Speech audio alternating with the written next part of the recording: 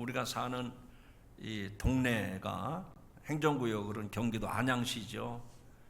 근데 이 안양시 중에서도 우리 교회가 위치한 이곳에 계속해서 하늘을 나는 비행기가 24시간 계속해서 날아갑니다. 저는 하늘을 쳐다볼 때마다 저 큰 비행기가 어떻게 하늘을 나를까? 또 우리 교회는 좀 크지는 않지만 작은 정원이 있어서 뭐 까마귀든 까치든 참새든 새들이 참 많이 와서 앉아요. 그런데 그 새들이 왔다가 푹 하고 날아갈 때 보면 저 새들이 어떻게 저렇게 하늘을 나를까?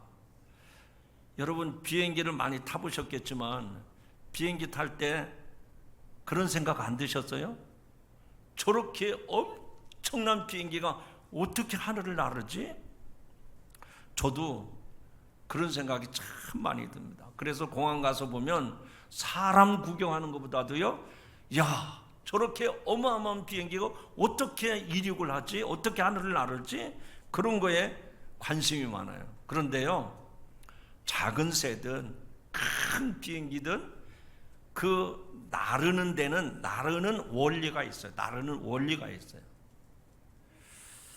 하늘을 나는 기러기들을 이제 예를 들면 기러기들은 일렬 횡대로 똑같이 뭐 100m 경기하는 선들처럼 나란히 서가지고 날아가지 않습니다. 여러분들이 그 기러기들이 남쪽으로 또 북쪽으로 날아갈 때 보면 그 이 V자 모양으로 비행을 하는데 그렇게 비행을 하는 이유는 소모하는 에너지를 최소화하기 위해서 그런 대열을 갖춰서 비행을 한다는 겁니다. 그래서 맨 앞서가는 새가 날갯짓을 하면 그 양날개 끝에서 이제 난기류가 형성이 되는데 이 난기류가 상승 기류로 바꾸는 지점에서는 뒤따르는 새들이 그렇게 어렵지 않게 쉽게 비행을 할 수가 있다는 겁니다. 그래서 그 선두 뒤에 따르는 새들은 힘이 덜 쓰게 되는 거죠. 그래서 V자로 비행을 할 때 맨 앞에 선두에 있는 새는 가장 많은 바람의 저항을 받기 때문에 동료 새들 중에 가장 힘이 세고 경험이 많은 새가 선두에 서고 그리고 다른 새들이 또 뒤따르는데 그 선두에 선 새가 지치면 임무 교대를 하는 거죠. 또 다른 새가 또 바톤 타치를 해서 그 먼 거리까지 비행을 한다는 겁니다. 이런 식으로 기러기들이 이제 그 철을 따라서 이동을 하게 되는데 그렇게 무리를 지어서 대열을 갖춰서 비행을 하다 보면 혼자 가는 거리의 71%를 더 멀리 간다는 거예요. 기러기들이 이렇게 협력함으로써 먼 거리를 이동한다는 얘기입니다. 이렇게 함께 하나됨을 통해서 얻어지는 시너지 효과를 기러기들이 우리들보다 먼저 알고 실천함으로써 그 모습을 보면서 한편으로는 우리들의 부끄러운 모습을 느끼게 됩니다. 성도 여러분, 우리들은 이 교회라고 하는 공동체 안에서 영적 생활, 즉 믿음 생활을 함께하고 있습니다. 그 말은 우리의 믿음 생활의 중심은 직장도 아니고 가정도 아니고 이 믿음 생활의 중심은 바로 교회라는 얘기죠. 그런데 내가 믿음 생활의 중심이 되는 이 교회를 잘 이해하지 못하면 믿음이 성장하지 못하고 오히려 그 교회 안에서 실족을 해서 교회를 떠나는 경우들이 많습니다. 오늘 성도들이 세상에서 믿음 생활할 때 교회 외부로부터 오는 핍박과 환난도 많지만 그러나 교회 내부적으로 오는 많은 문제와 시험을 이겨내지 못했을 때 그만 쉽게 교회를 등지고 떠나는 경우들이 많습니다. 그러므로 이런 문제들을 잘 파악을 하고 그래서 그런 문제들을 잘 극복하고 이겨내서 여러분의 믿음 생활이 마치 비행기의 두 날개처럼, 아니면 독수리의 그 두 날개처럼 내 믿음의 날개를 활짝 펴서 멋지게 비상하는 성도들이 되기를 주님의 이름으로 축원합니다. 믿음의 길은 혼자 가는 길이 아닙니다. 반드시 파트너가 있어요. 이 교회 공동체 안에서 믿음의 파트너들이 있단 말이에요. 그래서 그 믿음의 파트너들과 함께 양날개를 잘 펼쳐서 한쪽으로 치우치지 아니하고, 그래서 멋지게 비상을 할 때 정말 하나님의 영광을 보게 되고 또 은혜의 삶을 살아가게 될 줄로 믿습니다. 오늘 말씀을 읽었는데 그 말씀 속에 아주 중요한 단어가 나옵니다. 그것은 교회가 건물만 존재하는 것이 아니라 그리스도의 몸이라 그랬어요. 자, 한번 따라합시다. 교회는 그리스도의 몸입니다. 오늘 읽은 말씀 가운데 그리스도의 몸이라고 그랬는데, 그리스도의 몸은 뭐를 말하는 거냐? 교회를 성경에서는 그리스도의 몸이라고 말을 하고 있는 겁니다. 그런데 그리스도의 몸이라고 하면 여러분도 몸, 이 몸이 있잖아요. 육체가 있잖아요. 여러분의 몸, 이 육체를 몸이라고 표현을 할 때는 어떤 전제 조건이 붙어 있습니까? 여러분의 몸, 그러면 그 몸은 살아있다는 얘기입니다. 만약에 여러분의 몸이 죽었다 그러면 몸이라고 얘기하잖아요. 좀 섬찟하지만 그건 시체라고 얘기합니다. 몸이라고 말을 안 해요. 우리들의 몸이 살아있다는 겁니다. 살아있다는 것. 주님의 몸, 이 교회는 몸이라고 표현했는데 그것은 어떤 의미가 있느냐? 죽은 것이 아니라, 교회는 그냥 건물만 있는 것이 아니라 그거는 유기체와 같이 살아있는 교회라고 하는 것을 전제로 하는 말씀인 줄로 믿습니다. 여러분이 이 말씀을 머릿속에다가 여러분이 신앙생활할 때 이거를 놓쳐버리면 안 돼요. 따라합시다. 주님의 교회는 주님의 몸입니다. 그거는 건물만 번듯하게 있는 건물이 아니라 주님이 핏값으로 세우신 교회이기 때문에, 교회는 무기질, 아무 생명이 없는 그런 건물만이 아니라 교회 안은 보이지 않는 영적 생명이 있는 살아있는 몸과 똑같다는 얘기입니다. 그러므로 이 성전을 통해서 여러분의 영적 생활이 살아 움직이는 역사가 있기를 주님의 이름으로 축원합니다. 생명이 있는 거예요. 살아 움직이는 거예요. 그렇지 않으면 죽은 교회라면 왜 몸이라고 표현을 했을까요? 살아있기 때문에, 생명체이기 때문에 몸이라고 얘기한 겁니다. 이게 참 중요하다는 얘기입니다.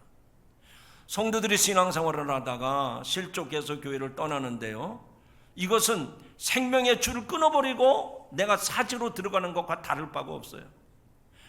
아마 아무렇지도 않게 생각할지 모르지만, 그러나 영적인 의미로 해석한다고 하면 내가 교회를 떠난다, 나 이제 교회 안 다니다, 그것은 내게 생명의 이 호스, 생명의 줄을 내가 스스로 끊어버리고 나는 스스로 사지로 죽음의 자리로 들어가는 것과 다를 바가 없다는 얘기입니다. 그러므로 우리가 신앙생활을 하면서 이 교회에 대한 이해를 여러분들이 정확하게 해야 돼요. 아유, 나는 뭐 조상적부터 성경하고 또 나는 어려서 교회를 다녔기 때문에 나는 그냥 주일이면 의뢰 교회 가야 돼. 그것도요, 교회에 대한 이해를 잘 못하는 사람이에요. 오늘 예수 믿는 사람이라도 이 교회가 어떤 곳이냐, 주님의 몸, 살아있는 유기체와 같은 곳이라고 하면 이곳을 떠날래야 떠날 수가 없는 거예요. 여기서 생명을 공급받기 때문에, 여기서 내 영혼이 살아 움직일 수 있기 때문에 그렇게 중요하다고 하는 교회를 소홀히 여기면 안 된다는 얘기입니다. 다시 한번 부탁드립니다.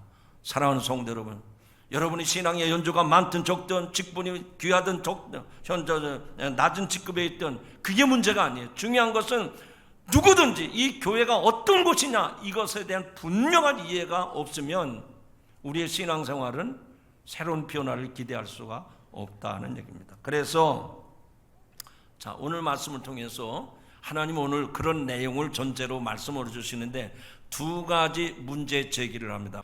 왜 하나님이 각 사람에게 은혜를 주시고 교회 안에 여러 직분자들을 세우셨는가 하는 얘기입니다. 오늘 읽은 말씀 가운데 7절 그리고 11절 12절에 보면 그런 내용이 나와요. 왜 하나님이 저와 여러분에게 은혜를 베푸셨을까? 그리고 우리로 하여금 교회 안에 들어오게 해서 우리들에게 왜 귀한 직분을 주셨는가? 이런 문제 제기를 해야 됩니다.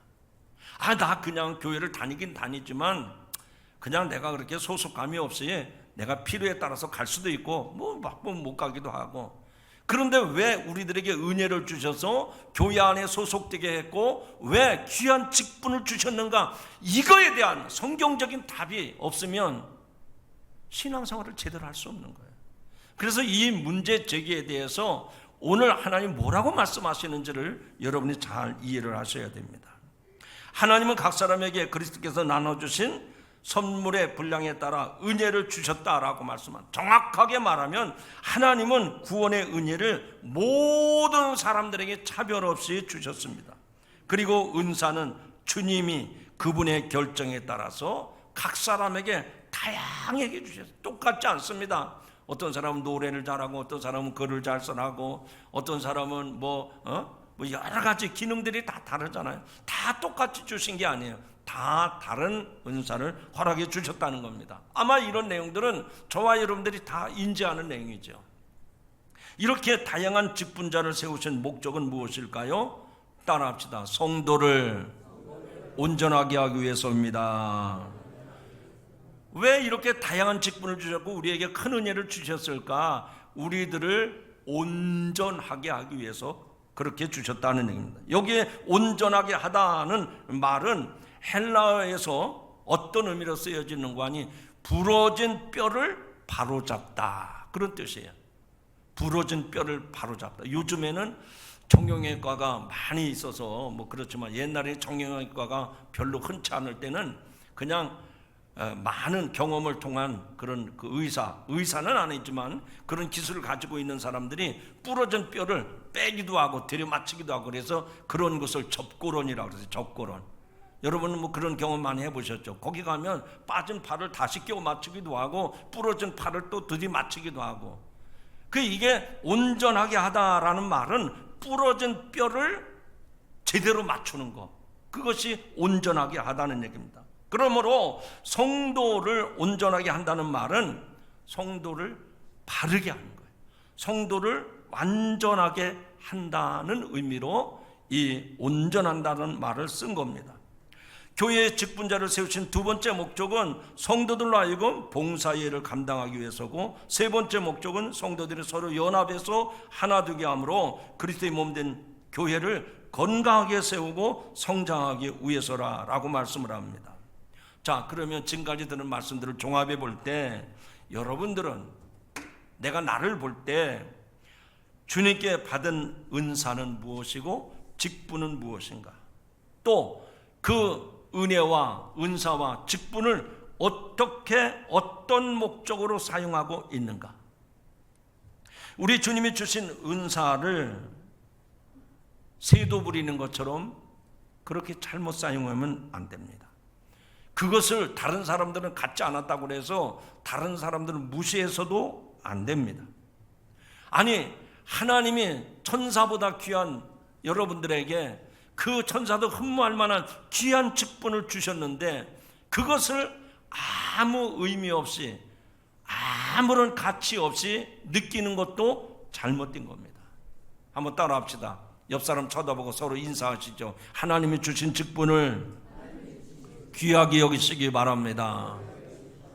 우리 모두는 큰 의미에서 성도, 세상의 사람들 보고 성도라고 말하지 않잖아요. 예수 믿는 성도들, 하나님을 믿는 사람들을 일컬어서 성도라고 부르지 않았습니까? 구별된 무리라는 얘기죠. 그런데 그 가운데서 일 열심히 하라고 집사도 주고, 다른 사람들을 권면하고 다른 사람들을 가르치라고 권사의 직분도 주고, 교회에서 모든 성도들의 양무리의 본이들하고 장로의 직분도 주고, 이렇게 전도사나 목사나 많은 직분들을 하나님이 주셨단 말입니다. 그런데 이런 귀한 직분들을 하찮게 여기거나 무가치한 것으로 여기면 그건 내가 복을 내버리는 거나 다를 바가 없어요. 하나님이 저와 여러분을 온전케 하려고 그렇게 교회 안에서 한 공동체가 되게 하셨고 우리에게 은사에 따라서 귀한 직분을 주셨는데 이 귀한 직분을 그렇게 소중히 여기질 않는 거예요. 여러분, 여러분에게 주어진 직분을 다시 한번 마음을 가다듬고 내가 뭔데 나에게 이런 직분을 주셨는가? 천사도 흠모할 만한 귀한 직분을 나한테 주셨는데 내가 이것을 귀하게 여기고 그것을 잘 감당하는 여러분들이 되기를 주님의 이름으로 축원합니다. 축원합니다. 그래서 맡은 자들에게 구할 것은 충성이라 말씀을 했는데 우리가 그런 충성된 마음으로 교회 다니는 모든 성도들과 서로 섬기고 서로 보듬어서 하나님이 주신 직과 은사와 직분을 가지고 이 교회를 섬길 때 여러분의 믿음도 성장하고 그리고 여러분의 부족한 것도 온전하게 채워가는 거예요. 여러분 그렇지 않습니까? 내가 가진 지식 이거는요 자꾸 다른 사람들하고 나누고 또 섬기고 그럴 때 그게 온전하게 되는 거예요. 여러분 선생님들이요 학생들을 계속 가르치잖아요. 가르치는 선생님이 더 실력이 점점 향상이 되는 거예요. 나는 뭐 누구한테 가르칠 일도 없고 난 배울 일도 없다. 그 사람은요 스스로 무덤을 파는 것과 다를 바가 없습니다. 오늘 이 교회 안에 모든 성도 여러분들은 주님이 몸된 이 교회가 어떤 원리로 되어야 되느냐, 우리가 서로 이렇게 하나님 주신 직분에 따라서 그 직분을 잘 감당함으로 하나님께 영광 돌리는 성도가 되기를 주님의 이름으로 축원합니다. 두 번째, 우리가 오늘 본문 말씀을 통해서 우리가 문제 제기를 해야 되는데 두 번째 문제 제기는 뭔가 하니 13절 14절에 보면 우리가 신앙생활하면서 궁극적으로 도달해야 될 신앙의 목표가 무엇인가? 우리가 이 교회 안에서 평생 하늘나라 갈 때까지 신앙생활을 하지 않습니까? 그런데 정말 정말로 궁극적인 신앙의 목표가 무엇인가 하는 얘기입니다. 제가 13절 14절을 읽어봅니다. 우리가 다 하나님의 아들을 믿는 것과 아는 일에 하나가 되어 온전한 사람을 이루어 그리스도의 장성한 분량이 충만한 데까지 이르리니 이는 우리가 이제부터 어린아이가 되지 아니하며 사람의 속임수와 간사한 유혹에 빠져 온갖 교훈의 풍조에 밀려 요동하지 않게 하려 함이라. 아멘. 하나님이 주신 다양한 은사를 통해서 주님의 몸된 교회를 세워나가는 궁극적인 목적은 따라합시다. 그리스도 안에서 온전함에 이르는 것입니다. 여러분, 이 교회 안에서 신앙생활하는 여러분의 마지막 목표는 뭐냐? 내가 높은 지위에 올라가고 내가 다른 사람보다 돈을 많이 벌고 내 자식들이 잘 되고 이런 게 아니라는 거예요. 이 교회 안에 구성원이든 공동체 일원이든 여러분을 통해서 하나님이 우리들에게 신앙의 골, 목표를 주셨는데 그 목표는 뭐냐? 그리스도 안에서 우리가 온전하게 되는 거예요. 예수님 안에서 온전하게 되는 겁니다. 여러분, 아직도 우리는 온전한 존재가 못 됐어요. 그러니까 말 한마디에 상처받고 내가 아무렇게나 내뱉은 말로 다른 사람이 시험에 들고 그러잖아요. 아직 우리는 온전한 상태는 아니에요. 그러나 우리가 이 공동체 안에서 신앙생활하는 것은 그리스도 안에서 이제는 온전한 자리까지 계속 나가기 위해서 이 신앙 공동체 생활을 하는 겁니다. 여러분 신앙생활하면서 그런 거 많이 느끼시지 않았어요? 아유, 내가 내뱉은 말 때문에 아무개 집사님 마음이 상했구나. 아니, 그 장로님 왜 그렇게 험한 말을 해가지고 성도들을 실족하게 했어? 이런 거 보고 듣고 느끼면서 많은 걸 느끼잖아요. 내가 이런 말은 삼가해야 되겠구나. 이런 일은 내가 조심해야 되겠구나. 이런 일은 내가 열심을 내야 되겠구나. 여러분들이 교회 안에서 신앙생활에도 얼마나 그런 것들을 많이 보고 느낍니까? 그러므로 이 교회 안에서 우리들의 신앙의 골, 우리의 신앙의 목표는 무엇이냐? 그리스도 안에서 아직은 부족하지만 그리스도 안에서 온전하게 되기 위한 과정인 줄로 믿으시면 아멘 하시기 바랍니다. 처음에 신앙생활을 하는 사람들이 잘 하는 것 같은데 어느 정도 시간이 지난 뒤에는 교회를 잘 안 나옵니다. 그래서 찾아가서 물어보면 이유가 있습니다.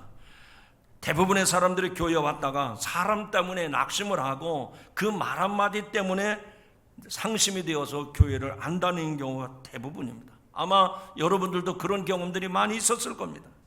참으로 교회 공동체 안에는 구성원들이 다양한 사람들이 모였습니다. 그들 각 사람의 차이가 너무나 다릅니다. 신앙의 연조도 다르고 배경도 다르고 환경도 다르고 신앙의 은사나 믿음의 색깔도 다 다릅니다. 그러나 어떤 신앙의 환경에 있다 하더라도, 내 믿음의 수준이 어떤 형편에 있다 하더라도 한 사람도 예외 없이 우리가 다 이 목적을 향해서 나가야 될 줄로 믿습니다. 그 목적이 뭐라 그랬어요? 돈 많이 버는 거, 지위를 얻는 거, 세상에서 성공하고 출세하는 그것이 아니라 그리스도 안에서 온전함에 이르는 겁니다. 옆 사람 보고 인사하면서 하죠. 우리의 목표는 온전함에 이르는 것입니다. 아직 부족해요. 아직도 부족해요. 저도 부족하고 여러분도 부족하고.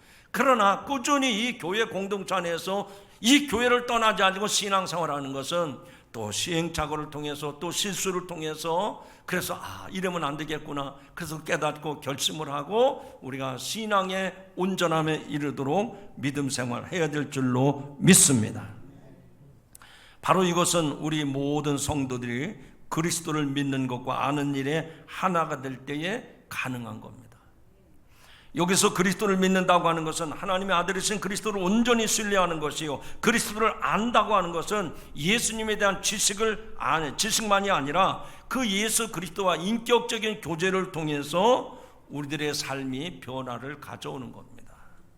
즉 믿음에는 신뢰를 바탕으로 한 인격적인 지식, 알미의 동반이 되어야 됩니다. 하나님의 아들이신 예수 그리스도를 더욱 믿고 알아갈 때에 온전한 사람에 이르게 된다 하는 얘기입니다. 그리스도의 장성한 분량에 이른다고 하는 것은 영적으로 성숙해진다는 뜻이죠. 그러므로 우리 성도들이 그리스도를 더욱 닮아가는 것이 우리들의 신앙생활의 영적인 목표인 줄로 믿습니다. 자, 그렇다면 우리가 이 성경 말씀을 통해서 그리스도의 몸된 교회의 원리가 이런 것이로구나. 그렇다면 우리들에게도 이런 두 가지 과제를 통해서 이런 문제점이 있음을 인정하고 그 목표를 향해서 달려가야 되는데, 지금 나는 어떤 상태에 있는가를 점검해 보세요. 자, 주님의 몸된 교회의 영적 원리는 우리가 분명히 말씀을 통해서 알았습니다. 그리고 우리가 신앙생활을 왜 하느냐? 목표는 그리스도의 완전함에 이르는 것이라고 그랬어요. 그러면 그것은 원한입니다. 그게 원한이에요. 그러면 지금 나의 신앙은 어떤가? 나의 신앙생활의 수준은 어떤가를 점검해 보셔야 됩니다. 여러분, 여러분의 신앙생활의 목표는 어디에 있습니까? 왜 교회 나와서 신앙생활을 하십니까? 과연 우리 주님을 닮아가기 위해서, 또 오늘 말씀과 같이 내가 그리스도 안에서 온전해지기 위해서 여러분들이 나름대로 어떤 수고와 어떤 노력과 어떤 수고로움이 있습니까? 한번 따라합시다. 신앙은 성장하지 않으면 퇴보합니다. 여러분, 신앙은요 생명체이기 때문에 교회는 살아있는 교회라고 그랬잖아요. 그렇기 때문에 이 교회 안에 있는 성도들은 믿음이 쑥쑥쑥쑥 자라가야 돼. 만약에 성장하는 것이 멈췄다 그러면 그거는 그냥 그걸로 끝나는 겁니다. 나무로, 식물들로 예를 드릴게요. 제가 이 교회 안에 있는 수국, 이제 뭐 이렇게 교회 내에서 화분을 사오지 않습니까? 그러면 수국을 꺾고지 합니다. 그래서 새싹이 참, 그 새싹 나오는 걸 보면 너무 신기합니다. 그래서 하루도 빠지지 않고 물을 주고 잘 돌봅니다. 바람이 불면 지지대를 세워서 그게 막 잎이 막 손바닥 2개 정도 붙은 것처럼 막 잎이 나옵니다.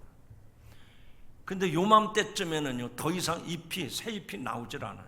그리고 활짝 핀 그 수국 꽃도요 거뭇거뭇 병이 들어갑니다. 그러면 어떻게 되죠? 성장이 지금 멈추는 시기로구나. 화초 좋아하시는 분들 대답을 해보세요. 이때쯤이면 수국을 어떻게 관리해야 됩니까? 한 분도 대답을 않기 때문에 모르는 것으로 간주하고 제가 일러드립니다. 지금은요 수국에 꽃이 피었던 그 자리, 수국이 거뭇거뭇해가지고 할 텐데 그 목을 딱 잘라야 됩니다. 그러면 그 영양분이 어디로 가는 거 아니? 전부 다 가지로 가요. 가지. 그래서 이제 추운 겨울이 오기 전까지 그 가지가 점점점 굵어지는 거야. 꽃대가 굵어지는 거야. 그러면 꽃대가 굵어지면서 내년 봄에 그 가지에서 꽃눈이 크게 충실한 꽃눈이 나와서 더 아름다운 탐스러운 꽃이 피게 되는 겁니다. 그런 아멘 안 해도 괜찮아요. 무슨 말씀 드린지 아세요? 영적인 중요한 얘기를 말씀드리는 거예요. 여러분들이 이 생명의 공동체인 살아 움직이는 이 교회 안에 들어왔는데 신앙이 성장하지 않으면 여러분의 신앙이 지금 죽어가는 거예요. 퇴보하고 있는 거예요. 자라가는 게 아니라 그 얘기입니다. 헛다리 짚으면 안 돼요. 착각하면 안 됩니다.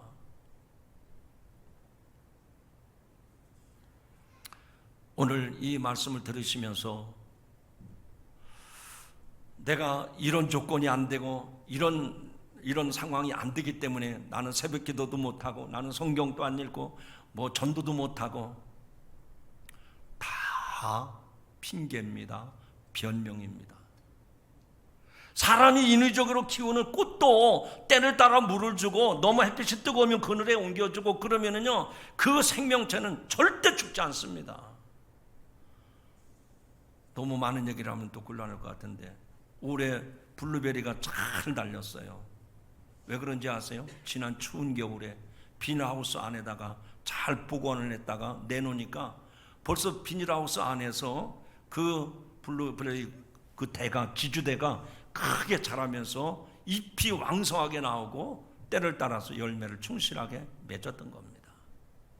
여러분, 영적으로 한번 짚어봅시다. 저와 여러분들이 이 몸된 교회, 주님이 계시는 이 몸된 교회 안에서 영적 생활이 지금 멈춰 있는가 아니면 퇴보하고 있는가? 그러면 어떻게 주님의 몸된 교회 안에서 우리가 온전함을 이루어갈 수가 있을까? 세 가지로 짧게 요약해서 말씀드립니다. 첫 번째로 따라합시다. 잘 섬겨야 합니다. 옆 사람 보고 얘기하시죠. 잘 섬겨야 됩니다. 여러분, 어떤 사람은 잘 섬기는 일에 최선을 다합니다. 누가 알아주든 안 알아주든 화장실 청소도 하고 교회 와서 쓸고 닦고 뭐 시키지도 않은 일을 열심히 합니다. 그런데 어떤 사람은 가만히 앉아서 대접만 받으려고 그래요. 앞으로 우리 남성교회도 지금까지 잘했지만 청장년들하고요, 설거지 부지런히 하세요. 그래야 더 좋은 음식 먹죠. 그런데 가만히 앉아 있으면 나라도 해주고 싶은 생각이 없어요.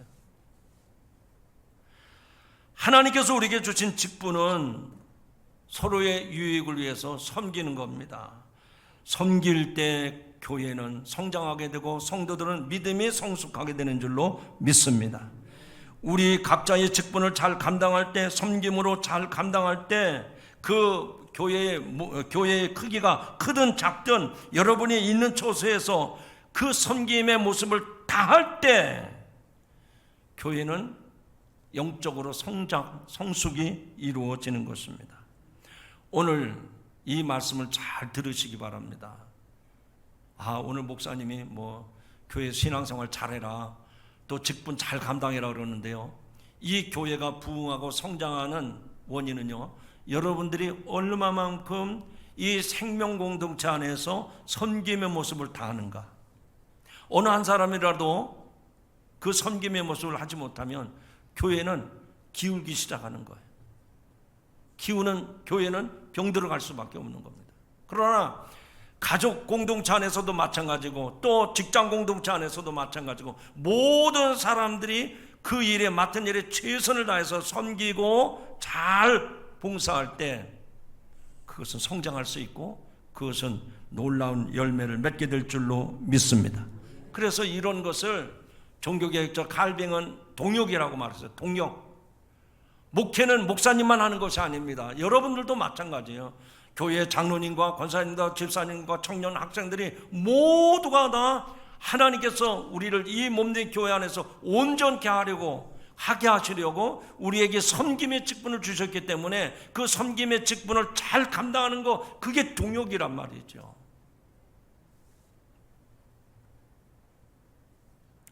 오늘 이 말씀을 통해서 여러분들이 이 교회 안에서, 이 생명 공동체 안에서 여러분들이 잘 신앙생활을 통해서 여러분의 개인적인 신앙도 성장할 뿐만 아니라 주님의 몸된 교회가 더 아름답고 훌륭하게 성장될 수 있기를 주님의 이름으로 축원합니다.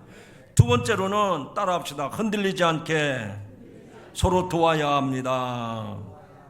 여러분, 우리가 치과에 가서 치과 치료를 할 때도 보면 만약에 어느 치아가 하나 흔들리기 시작했다 그러면 다른 치아하고 연결을 해서 더 이상 흔들리지 않게 고정을 시킵니다. 성도들도 마찬가지예요. 나는 뭐 교회 갈 필요 없고 나 혼자 집에서 예배드리고 나 혼자 헌금 다 하고 나도 뭐 주님의 이름 전도하고 다, 그런 말에 속지 마세요. 신앙생활은 절대로 혼자 하는 게 아닙니다. 혼자 있을 때 왜 혼자 하는 것이 아니라고 말씀드리는가 하면 혼자 있을 때 흔들리기 쉬워요. 혼자 있을 때 흔들리기 쉬워요. 이 흔들림을 붙잡아주는 것이 교회 공동체입니다. 교회라고는 울타리가 붙잡아주고 교회 안에 있는 구성원들이 서로 붙잡아주는 겁니다. 내가 낙심이 되었을 때 믿음 생활 잘하는 권사님, 장로님들이 걱정하지 마세요. 주님이 계시잖아요. 우리가 다 그런 길 걸어왔잖아요. 주님께서 선한 길로 인도하실 겁니다. 아멘 안 해도 저는 계속 증거합니다. 여러분 그렇잖아요. 언제부터 우리가 다 완벽한 삶을 살았습니까? 시행착오도 많고 시련도 많고 시험도 많고, 그러나 교회 공동체 안에 있는 성도들이 힘내세요, 기도하고 있습니다. 할렐루야. 그래서 신앙생활을 혼자 하는 게 아니란 말이에요. 세 번째는 따라합시다. 도움받고 연결되고 결합해야 합니다. 여러분, 직분을 잘 감당할 수 있는 근본적인 힘은 내 실력, 내 신앙의 연주가 아닙니다. 그런데 예수 그리스도에게서 그 힘이 주어지는 줄로 믿으시기 바랍니다. 무슨 얘기인가 하니요, 내 몸에 힘이 있다고 해서 에너지가 발산이 되는 게 아니라 원천적인 힘이 내게 있을 때 그 각 지체의 기능들이 발휘가 되는 겁니다. 그런데 이 근원적인 힘이 주님께로부터 온다는 마음이 없어요. 내 실력, 내 능력, 내 지식, 이거를 믿는 사람은요, 그 힘이 어느 한순간에 어느 시점에서 빠져버립니다. 유압 사다리가 쭉 사다리를 펼치고 짐을 오르고 내리잖아요. 그런데 한순간에 유압이 쭉 빠져버리면 대형 사고가 나는 거죠. 여러분, 우리들이 그렇습니다. 아직은 건강해요. 아직은 팔팔합니다. 아직은 능력이 있어요. 아직도 젊어요. 기백이 있습니다. 얼마나 열정이 있는지 몰라요. 근데 그 열정과 그 기백이 오래가는 게 아니에요. 내 안에서 있는 에너지는요, 어느 순간에 유압의 에너지가 빠지듯이 한순간에 쭉 빠져버리면 실족을 하는 거예요. 여러분, 오늘도 저와 여러분이 이 몸된 교회 안에서, 주님의 몸된 이 교회 공동체 안에서 우리가 신앙생활에 되는 것은 우리가 서로 도움을 받고 서로 연결되고 결합해서 강력한 그런, 뭐라고 그래야 되나요? 에너지가 이렇게 엮어지는 거죠. 엮어지는 거예요. 나는 부족할 수 있어요. 내가 지칠 때가 있어요. 내가 넘어질 때가 있어요. 그런데 다른 지체들을 통해서 그 힘을 공급받는 거예요. 주님께로부터 그 힘이 우리에게 오기 때문에 다른 사람들의 도움을 통해서 에너지가 주어지면 나도 실족하지 아니하고 그분들의 도움을 통해서, 주님이 주신 힘을 통해서 새 힘을 얻고 비상하게 될 줄로 믿으시기 바랍니다. 지금도 우리 성도들 가운데 육신적으로 연약한 분들이 많이 계셔서 안타까움으로 기도하고 있습니다만은, 여러분 보세요. 우리 몸이 골격이 있잖아요.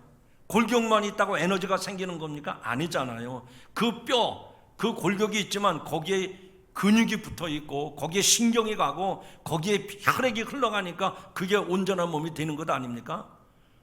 사지 멀쩡한데 근육이 없어요. 힘이, 살이 다 빠졌어요. 힘 못 씁니다. 거기에 신경이 한쪽이 끊어졌어요. 그 반신불구가 되는 거예요. 오늘 우리들의 신앙생활은요, 그런 면에서 매우 중요하다는 말씀을 드리는 겁니다. 이 교회가 거분만 뭐 있고 뭐 사람들이 주일마다 모였다 어떠죠, 그렇게 생각하시면 안 돼요. 내가 오늘 이 교회에 가야 되는 이유는 생명의 원천이 교회에 있기 때문에, 이 교회를 내가 떠나면 죽기 때문에. 아멘 안 하십니까? 그런 마음으로 주일을 지켜야 되는 거예요. 의무감으로 나오면 아무 의미가 없는 거예요. 여러분, 이 성전에 나올 때마다 주님의 몸된 게 영적인 원리를 꼭 기억하시고 그런 믿음 생활할 수 있기를 주님의 이름으로 축원합니다. 말씀을 맺습니다. 여러분, 분명한 교회, 그리스도의 몸을 이루는 교회의 영적 원리에 대해서 오늘 말씀을 드렸습니다. 여러분, 그리스도의 몸된 교회를 이루는 영적인 원리가 교회의 직분이 서열화되어 있는 교회는요, 죽은 교회입니다. 그리고 교회에 왔는데도 교회 안에서 지식을 잣대로 해서 판단하는 교회는요, 영적인 성장이 이루어질 수가 없어요. 그러므로 우리는 이런 말씀들을 통해서 주님의 몸된 교회를 이루는 이 영적 원리를 잘 이해하고 여러분이 각 지체로서 내 역할을 잘 감당함으로 말미암아 여러분 개인도 살고 교회도 살고 하나님께 영광을 돌리는 그런 영적 생활을 잘 감당하는 성도들이 되기를 주님의 이름으로 축원합니다. 하나님 아버지 감사합니다. 오늘도 그리스도의 몸된 교회를 이루는 영적 원리에 대해서 에베소서 말씀을 통해서 듣고 깨닫게 하시니 감사합니다. 이제 들은 것으로 그치지 아니하게 하시고 그리스도의 온전한 삶을 이루기 위해서 우리가 서로 섬기며 서로 힘을 나누며 서로를 세워줄 수 있는 이런 성도와 교회가 되도록 축복하여 주시옵소서. 우리가 들은 것으로 그치지 아니하게 하시고 우리가 먼저 섬기며 우리가 봉사하며 그래서 하나님의 영광을 드러내는 교회와 우리 성도들이 되게 하여 주옵소서. 예수님의 이름으로 기도하옵나이다. 아멘.